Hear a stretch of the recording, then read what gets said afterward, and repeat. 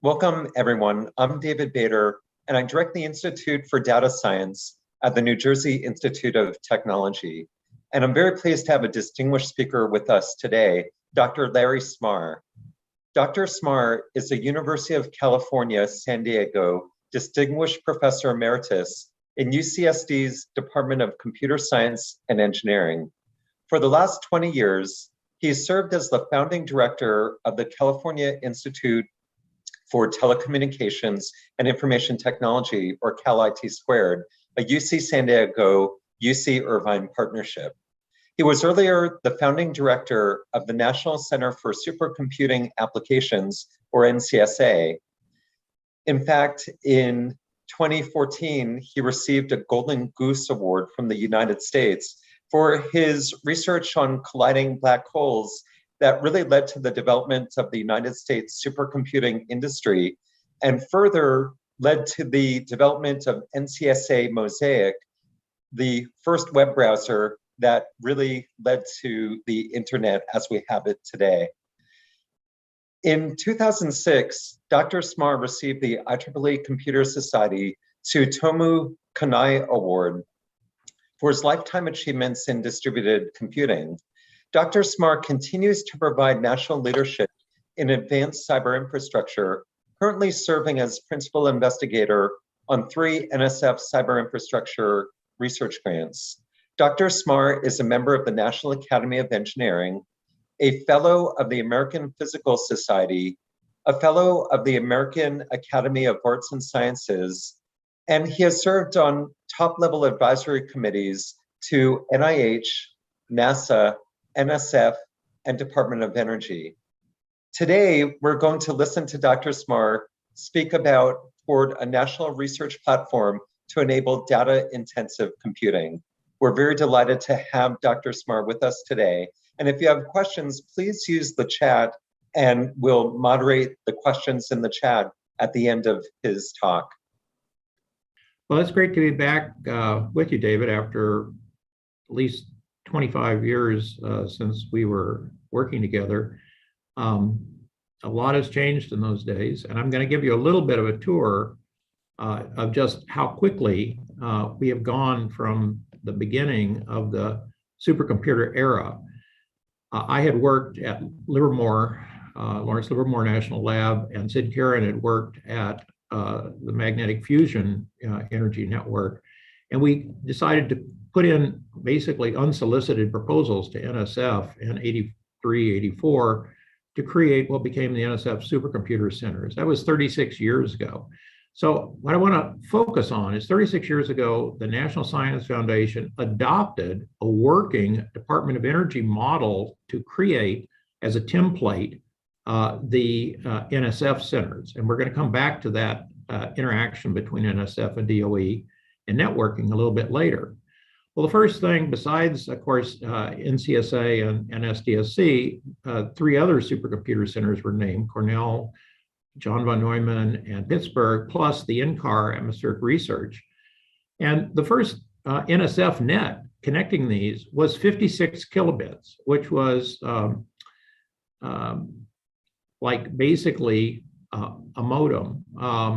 And that was the big shared pipe across the country, 56 kilobits.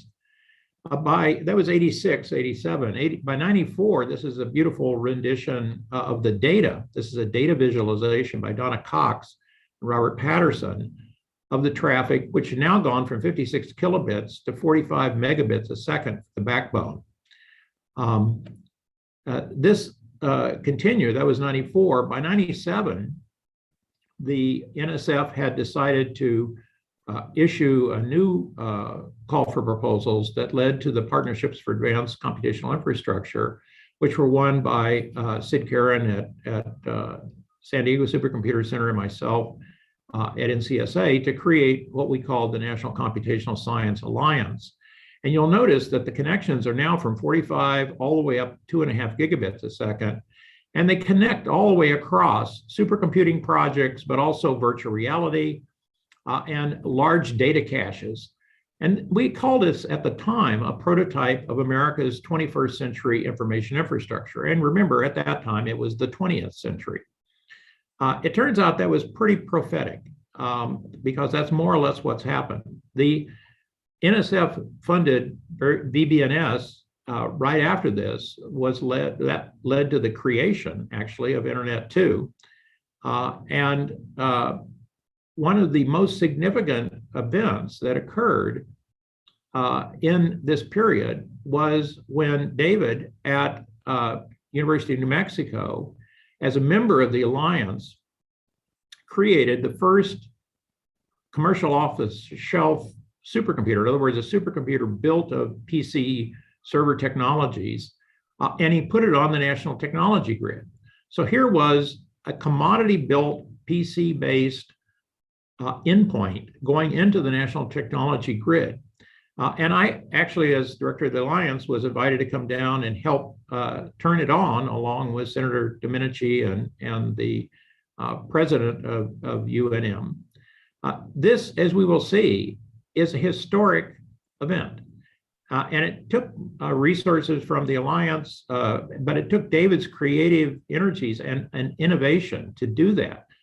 Significantly, this year at supercomputing, David will be awarded the Sidney Fernbach Award, which is effectively the largest, most important award given out at supercomputing and by the IEEE Computer Society. But I think, David, I'm going to show how this effort of yours has enormous historic resonance. Because here's from the article in the Communications of the ACM in '97.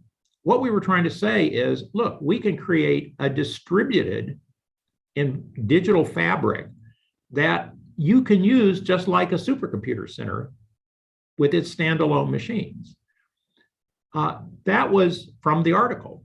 So that was our goal all the way back 25 years ago. And as I'll show, during that 25 years, we were able to step-by-step create such a process. The first thing was the NSF funded the OptiPuter Award, which I was PI for 7 years. And what we were really saying, well, if we're going to do this distributed computer, we have to switch our architectural sense from the computers to the network, to the optical network itself. And can we create something effectively on a national scale that has a backplane through the optical networks that are essentially equivalent to what the backplane on your Roadrunner was as a single computer? Well, this a little bit later led to the NSF TerraGrid, and in the OptiPuter, we hooked together the high-performance resources, high-performance computing resources on the TerraGrid, but also we could reach out across a national lambda rail, a new optical network that had been created, connecting many of the top research universities in the country. And we could have big visualization walls. We could have 4K telepresence that had just come out. This is a electron microscope in Japan that was used by Mark Ellisman in UCSD, clusters, of course, and then, of course, videos of the simulations. This is a data-driven simulation of tornadoes from the supercomputers themselves. And so the idea of being able to tie together all of these things with 10 gigabit light paths was a key vision of the OptiPuter. But more importantly, I think, in the end, is that we use the UCSD campus, both in the OptiPuter and then two follow-on grants, the Quartzite and the Prism at UCSD, as the test bed for what would happen if you could actually connect on your campus data resources and computing resources at 10 gigabits a second, and how would you, which kind of switches would you use, and that sort of thing. And that took us literally 13 years from 2002 until 2015 to work it through. Now, interestingly enough, during this period, this was what led the DOE Quartzite to create the concept of the science DMZ, which was the idea that for researchers that have data-intensive work, you need a separate network on the campus from just the commodity internet that the students are using. And so they coined this term Science DMZ in 2010 as part of ESNet. Well, again, now we have 9 years ago, the NSF doing step 2. First, 36 years ago, was adopting DOE's model for supercomputing. But I think it's less understood that 9 years ago, they did the same thing for high performance networking. And since then, that program at NSF, the Campus Cyberinfrastructure program, has made over 340 awards across all 50 states and territories. And so these are campus DMZs. Each of these are like a campus that has one of these DMZs. And so the natural thing, and one of those, by the way, was PRISM. So once that program came into being, that's how we got the money for PRISM. And so by 2015, we had this vision that, well, what the next step would be to link all those DMZs together to make a regional, in fact, then national DMZ. And so we created this thing called the Pacific Research Platform. NSF funded it. And here are my co-PIs. And we linked up essentially all of the California campuses and the labs, both NASA and DOE labs, along with the NSF supercomputers like San Diego Supercomputer Center, because we had a pre-existing regional optical network in Scenic. If that hadn't happened, we couldn't even have imagined doing this because, of course, to build out the network would have been prohibitive. But I had been a volunteer member of the Scenic Board of Directors, which is a nonprofit for several years, 5 years at that time. And so I was aware that we could do something like this.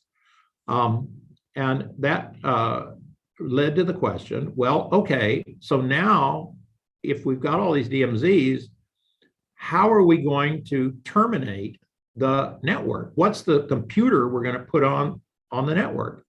Well, David, going back to Roadrunner, the idea is, of course, we would use commodity off-the-shelf technologies. We would use rack-mounted PCs.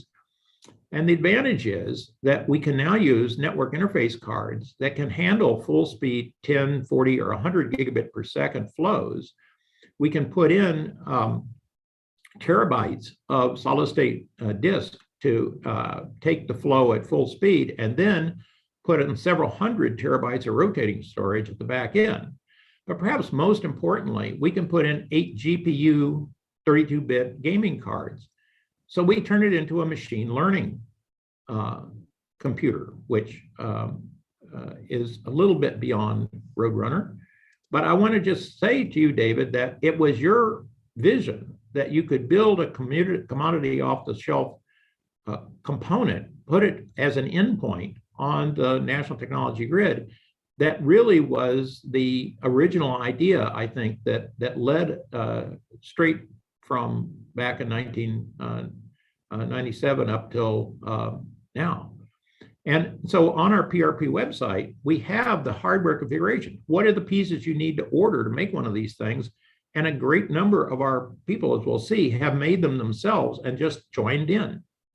We have now 180 of these. We call them flexible I/O network appliances. 180 of those PCs on 25 partner campuses, all networked together at 10 to 100 gigabits. That means we have over about 7,500 CPU cores, 500 GPUs, and 4 petabytes of rotating storage. And they're built out of course, Scenic to start with, but then the Quilt, which is the set of all the regional optical networks across the country, and internet too, connecting all the universities. Now, the thing that we hadn't seen when we put in the proposal was how radically things were going to change in usability of this distributed fabric when Google, which after all has a version of this at global scale of their data centers just being all of these rack-mounted PCs effectively connected by optical fiber. And so since they have 1 billion searches a day or so, they had to figure out a way. They couldn't have humans in the loop. They had to be completely automated. And they developed this thing called Kubernetes, which takes your user applications, puts them in containers, and that started with Docker and things like that. So you now have a containerized application. And then Kubernetes handles the orchestration of the containers across this distributed fabric. Not only the PRP, of course, but because you're containerized and using Kubernetes, that takes you straight into any of the commercial clouds. So this is, to me, I'm so happy I lived to see this because I always had the vision that this distributed fabric, digital fabric could happen. But until Kubernetes, we really didn't have the software infrastructure above that digital fabric we needed. So the PRP takes these endpoints and we create essentially what we call the Nautilus hypercluster. So it's essentially connecting all of those together. In a way, David, this is just like Roadrunner, except that it's at split. It's like if we blew up Roadrunner and put it all over the country, that's what the PRP is actually. And now we can run software containers anywhere. Well, what about the data, which is actually the main thing we're putting the software to work on? Well, Rook is an open source file block and object storage system that runs under Kubernetes, and that runs Ceph, which is one of the most widely used data systems for storage. And so what that has allowed us to do by having this flow back from commercial into the academic research is we can manage petabytes of distributed storage and GPUs for data sciences while we measure and monitor the entire thing through the tools like Grafana and so forth that allows us to actually measure every aspect of this digital fabric.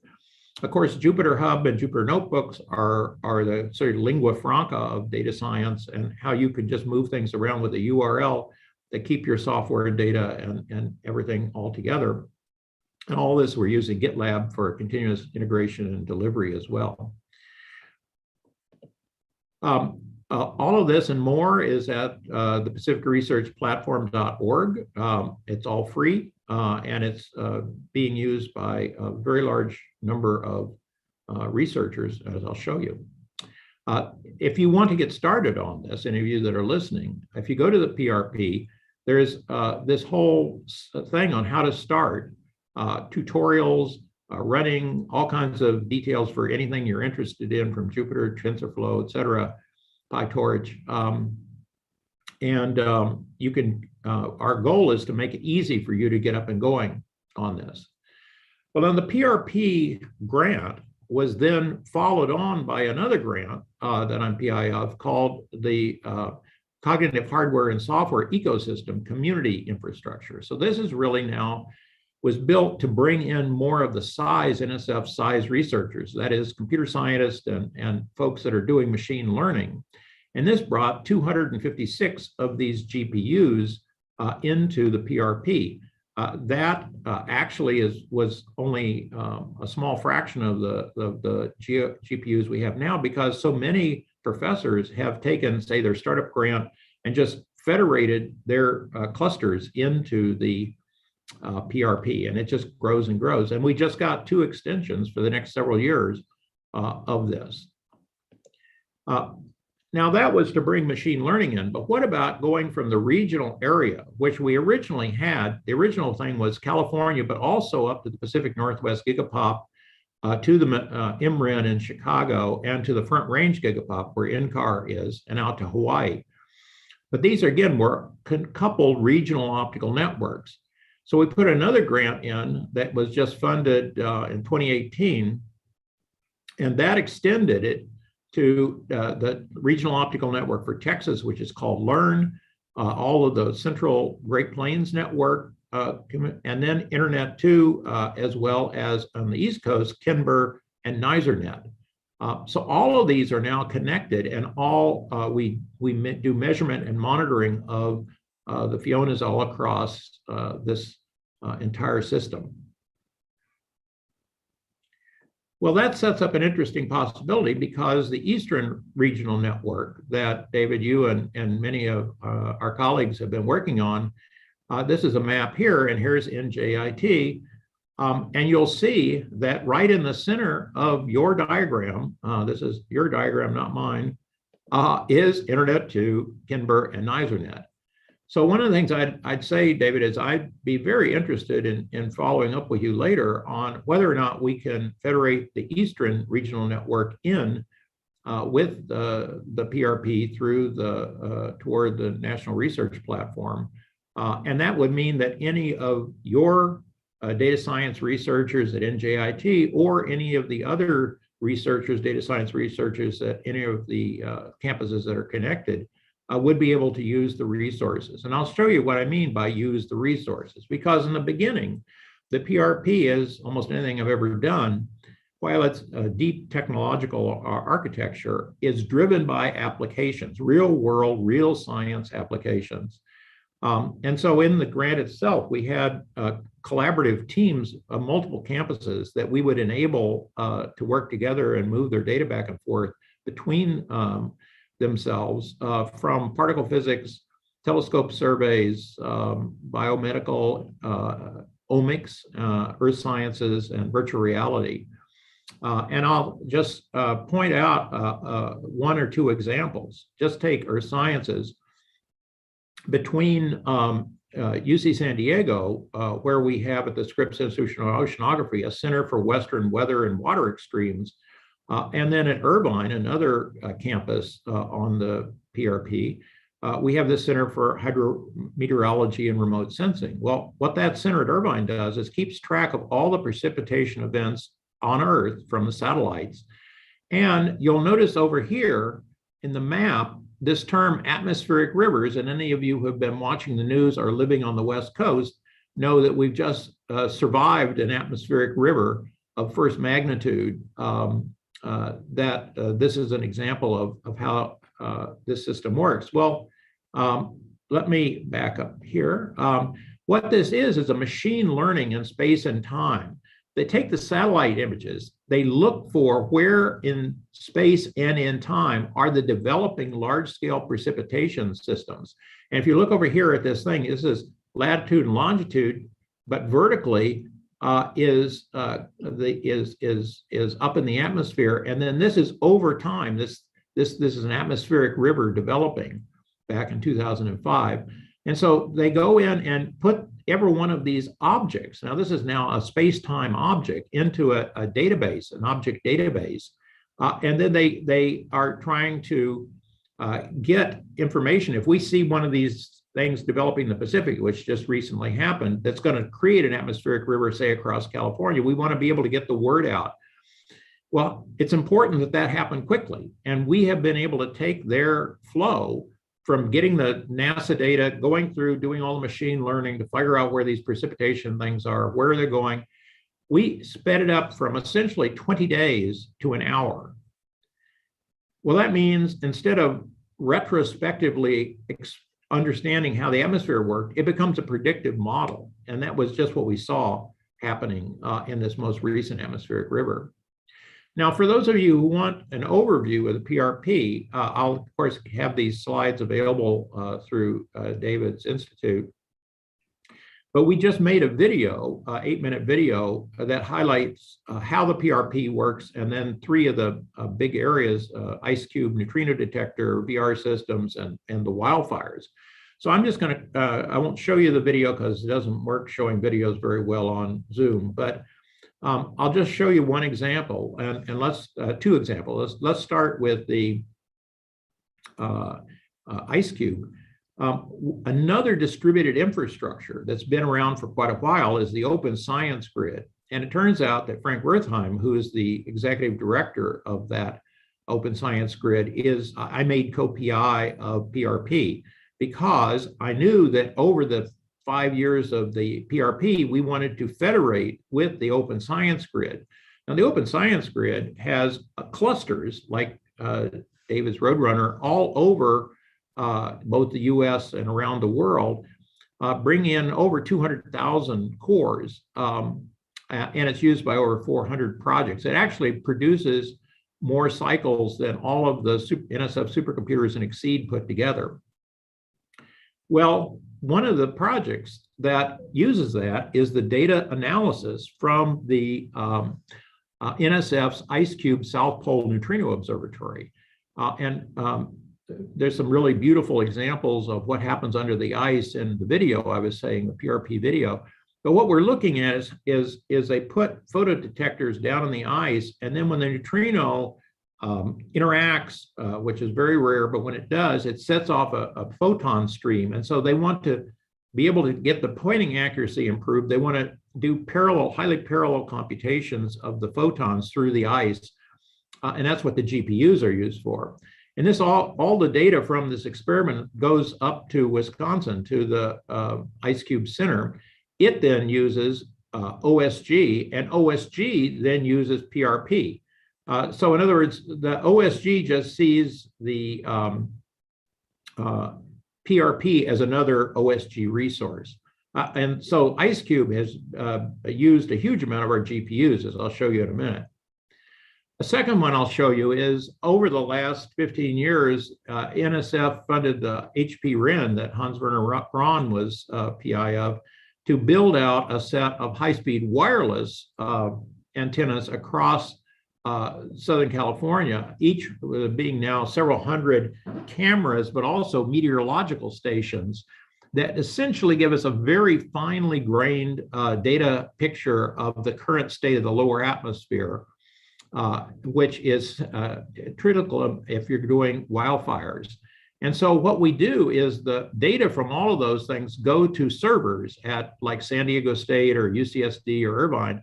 We use Scenic as the optical backplane, and we use the PRP to essentially link those servers together for data redundancy, disaster recovery, and because over here, you'll notice these spikes are what happens when a wildfire actually happens in Southern California, and everybody goes to look at the cameras, and you go from, you know, a few hits on the website looking at the cameras to thousands a minute. And so you have to be able to have that kind of scaling that you think of normally with the cloud, but that's what we do. And here's us dedicating this. There's Vince Cerf, who joined us for this dedication just a couple of years ago. Well, what we then do is take all of the data from these sensors coming in through the PRP, and this is Ilkay Altanis, who's the PI of this, take it into the SDSC supercomputer, where she uses one of her workflows to take all of the detailed analysis of all of the landscape, including the fuel coverage and where there's streets, where there are houses and everything. And then from that, you can actually predict where the wildfire is going to go using Firesight and make a map of it like this. Well, in 2017, when we had such huge wildfires in the Napa Sonoma and San Diego, we had over 8 million hits on the website that the PRP enabled with 800,000 visitors. This is the public coming in because this is the only source they have of information. And so this is a good example. Data science isn't just about research. It can have a huge public facing service as well. One last one, and I wish I had time to go into all the details on this, but is in neuroscience. So using electron microscopes, people are able now, here, this is from Mark Ellisman's lab with Matthew Medani, who has done some brilliant work on this.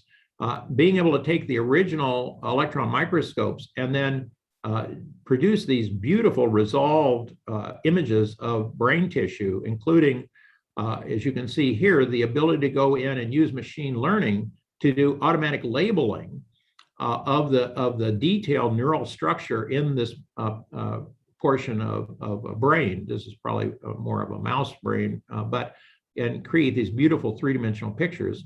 This is using the PRP because you have, the PRP is very well suited for this kind of highly parallel machine learning. Well, let me just show you on all of 2020. So this is January on this side and December 31st of last year on this side. Each of these is a namespace. So the way you use a PRP is you set up a namespace, and that can be you as the PI plus your coworkers and students, postdocs, and that sort of thing.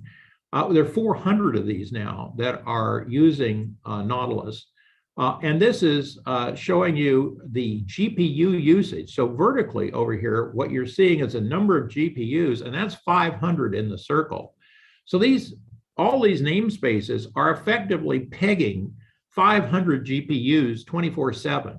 As you see, certain of them come and go. The pink is, guess what? Ice cube.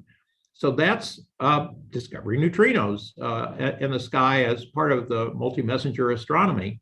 But what I want to point out, David, is that an awful lot of these are CS researchers, data science researchers, in our Data Science Institute here at UCSD, other campuses as well, and a few science applications like in biology, like Mount Elbar at Riverside, or the neutrino detectors, and so forth. If you look at it's not just the GPUs, CPU cores. This is 3,500 CPU cores, and this is just the last quarter. And so again, these are the namespaces. And what is really interesting to me is you think about the cloud as being where you need to do to burst your application and have scalability. Well, look at this graph. The graph. This is CPU hours used by the namespace in the last quarter. And this is the number of peak CPU cores.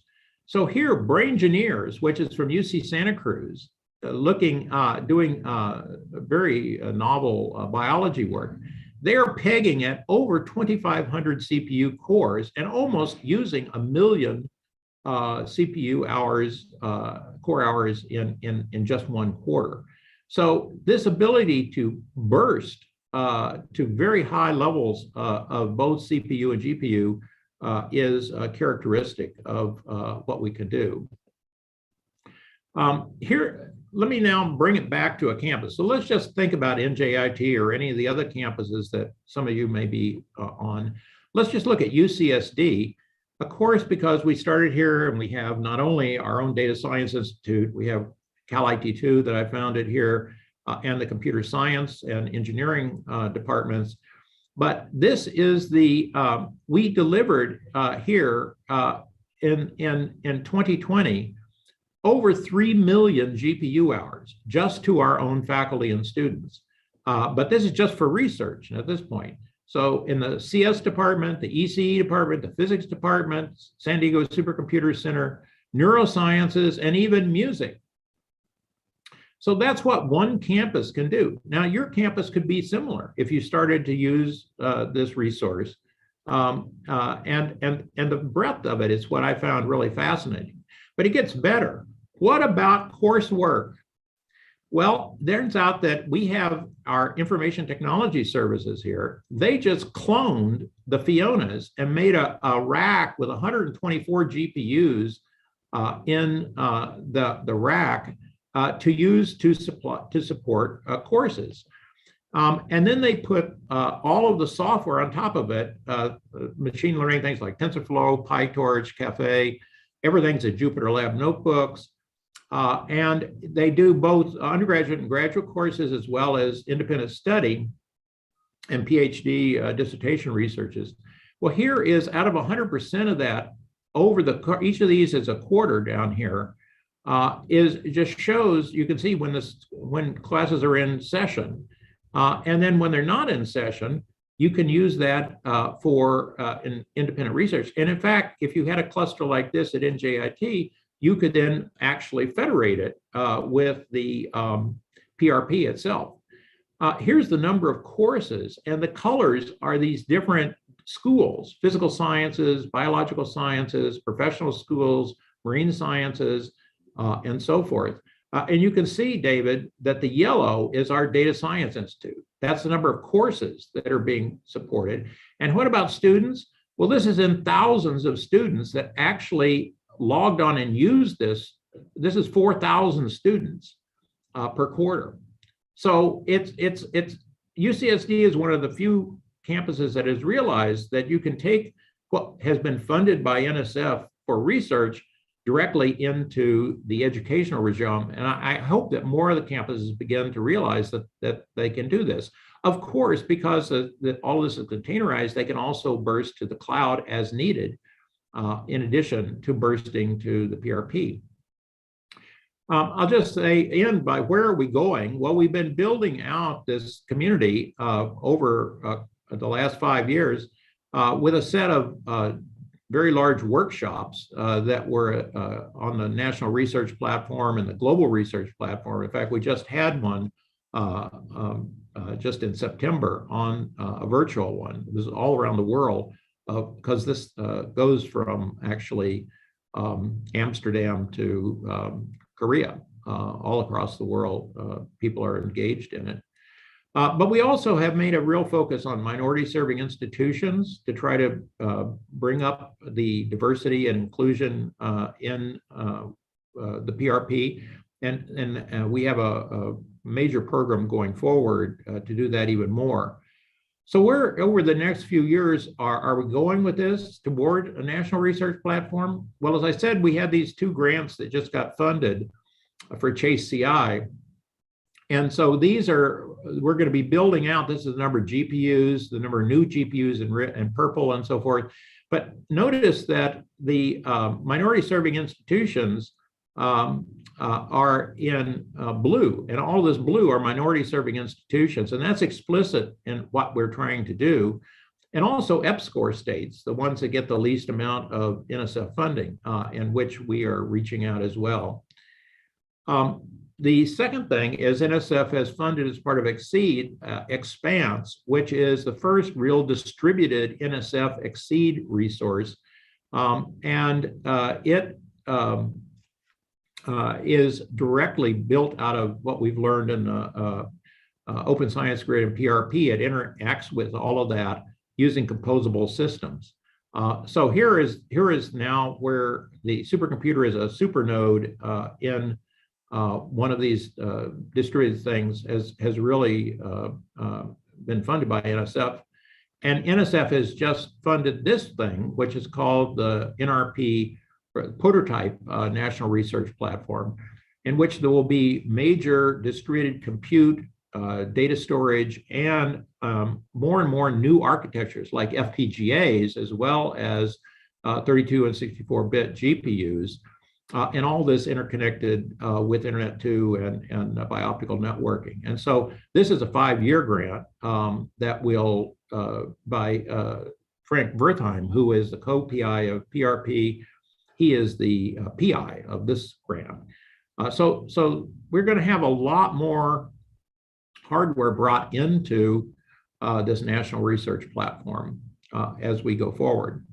I'll just stop here, and we can take more time for questions. Of course, it takes a village to do something like this. We have so many network partners, computing partners, campus partners, both in this country and internationally, as well as continued support by many grants from the NSF and the University of California. I'll stop here. Larry, thank you so much for that wonderful presentation.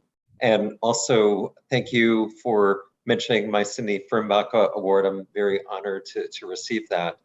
I just want to remind everybody who is here, if you have a question on the Zoom, please use the chat and type your question. But I am just impressed with the work that you've done with PRP and Nautilus. And in fact, for NJIT, we'll certainly look into how to connect. And I think that's very exciting. You may or may not be aware that NJIT runs the solar observatory called Black Bear Solar Observatory. And that's in San Bernardino County in California. And my colleague, distinguished Professor Hyman Wang, who is the director of our Institute for Space Weather Sciences, works on that effort. And we collect a lot of data in California, but then need to process it here in New Jersey. Right, so, that's a perfect example. Correct. So this looks like a great way for us to pursue how to do that as the data keeps growing in size. Moving it and shipping it across the country has become more and more infeasible and harder to do. So using this sort of platform is really the ideal that we need for science going forward.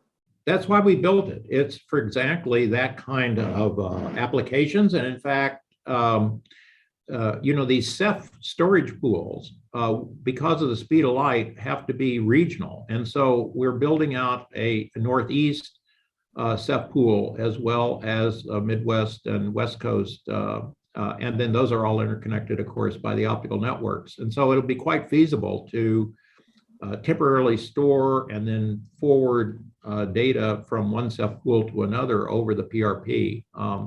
I always like to have an application driver. That's how you know that your computer science and engineering is actually useful, if it's adopted. So the platform is great for researchers, especially for this future research network. Do you think citizen scientists who are using Jupyter notebooks and doing things at home, will they be able to plug into these types of resources? Well, these are actually NSF research grants with deliverables and all that kind of stuff. But if they are using containers, then of course they can get, this is all integrated with the commercial clouds. And so if they can get cloud accounts, for instance, then a lot of what we're doing, they would be able to do just using the commercial cloud for the computing and storage and GPUs. And I know that we're entering the era of exascale supercomputing, supercomputers with 10 to the 8th operations per second. And we're seeing some early machines at 16-bit computation. Soon we'll see 64-bit machines coming from the US, China, Japan, etc.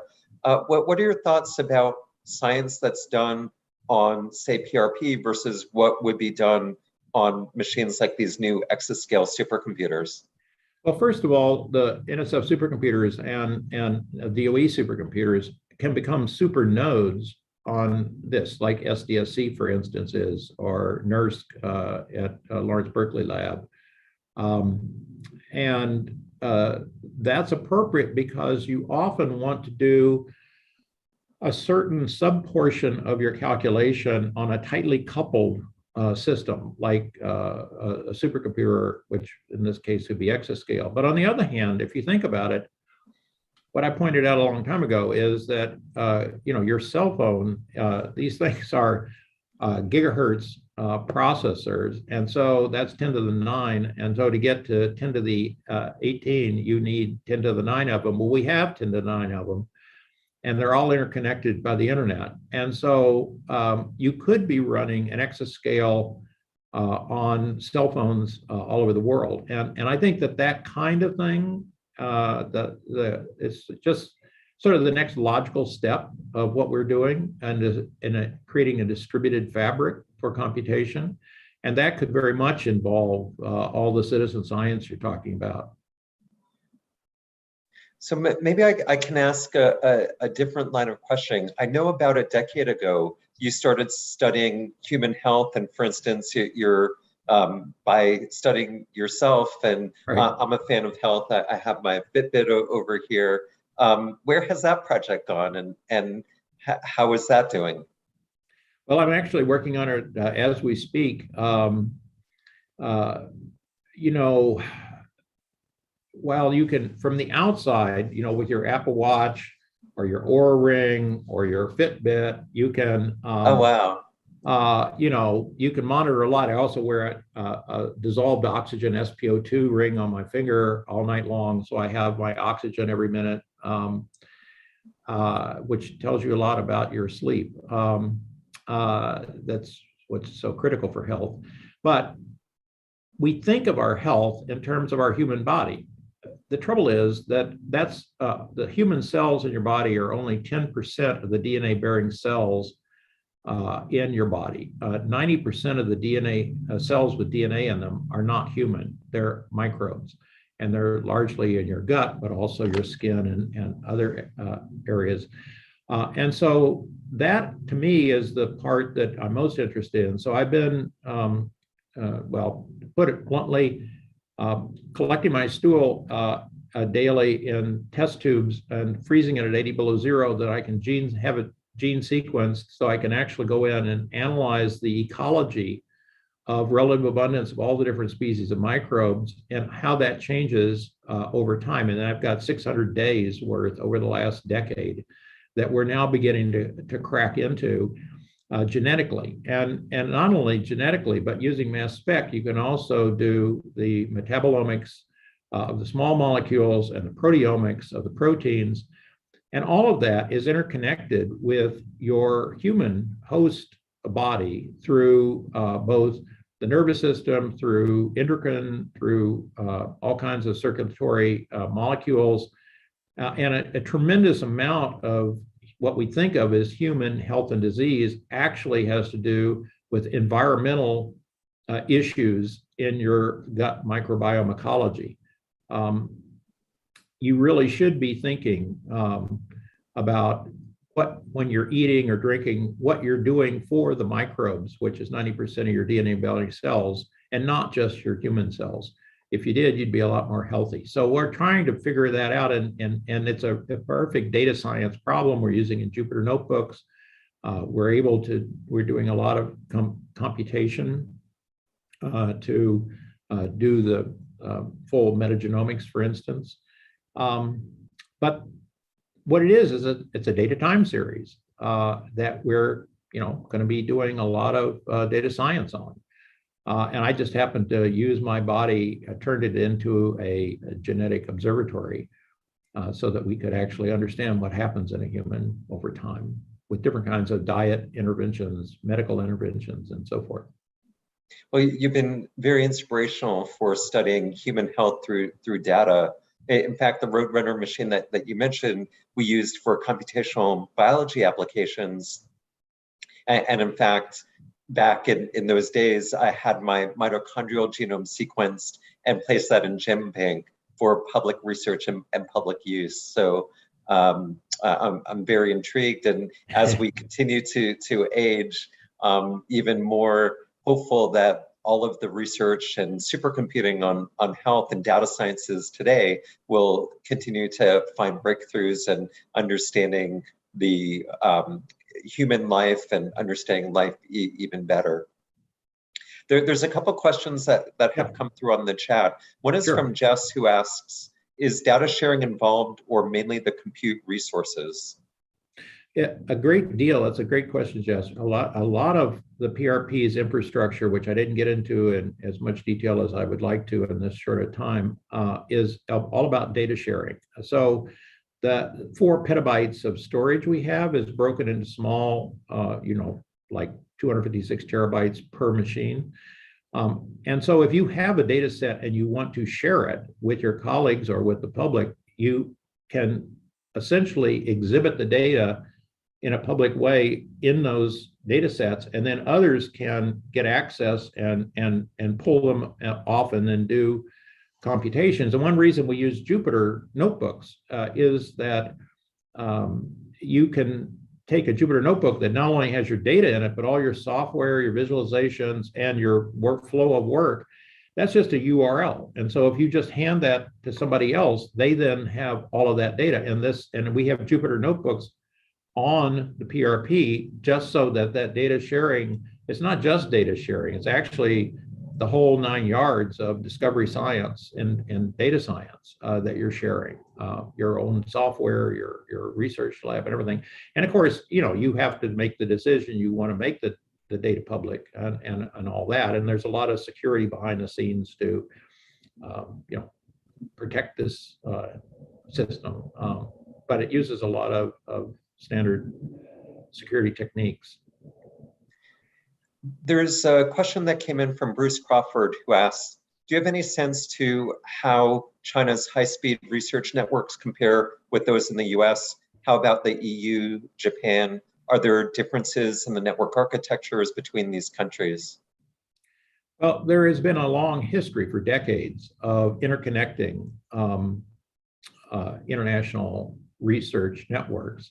And in fact, NSF has a whole program, an international program to fund people who are interconnecting, say, with Japan's research network, or with JEAN, which is Europe's EU network.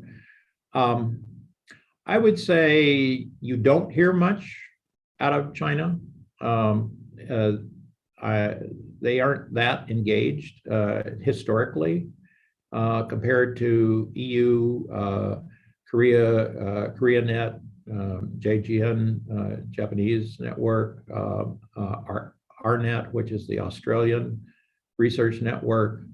There's a lot of networks down in South Africa that link in, as you know, the telescopes that are in Chile have, for instance, if you take the new Vera Rubin Observatory in Chile, which is going to revolutionize observing our universe, the data is going over 4 100 gigabit optical links through the South African networks up into South American networks into Florida, and then through Florida International University, and then into Internet 2 and the national network. So there's been a long history of experiments, actually.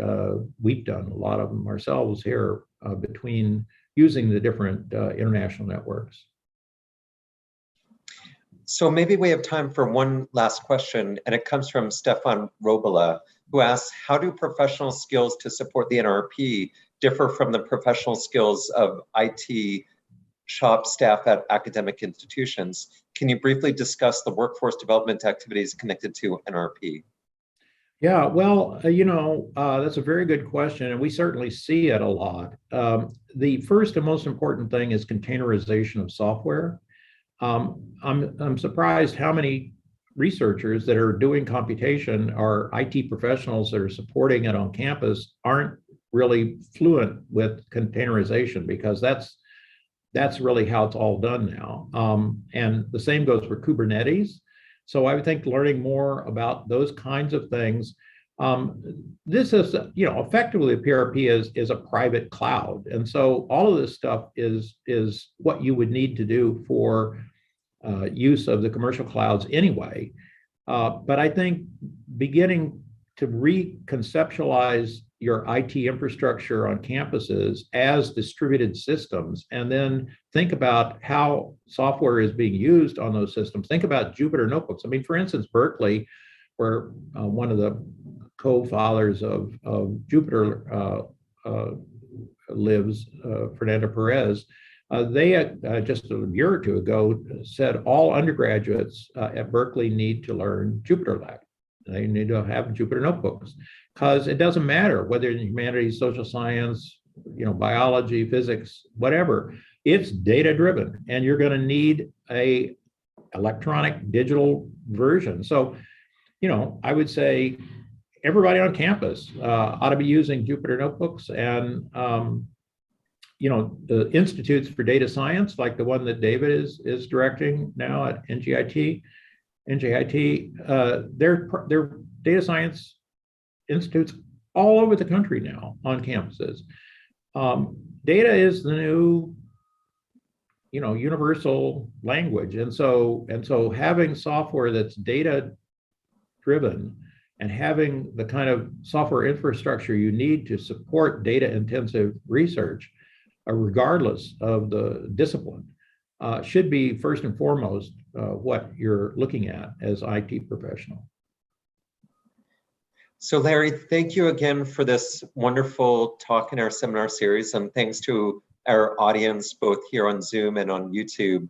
And again, I really appreciate this fantastic view of learning about PRP and the Nautilus systems and the efforts on NRP as well. So thank you again for speaking with us.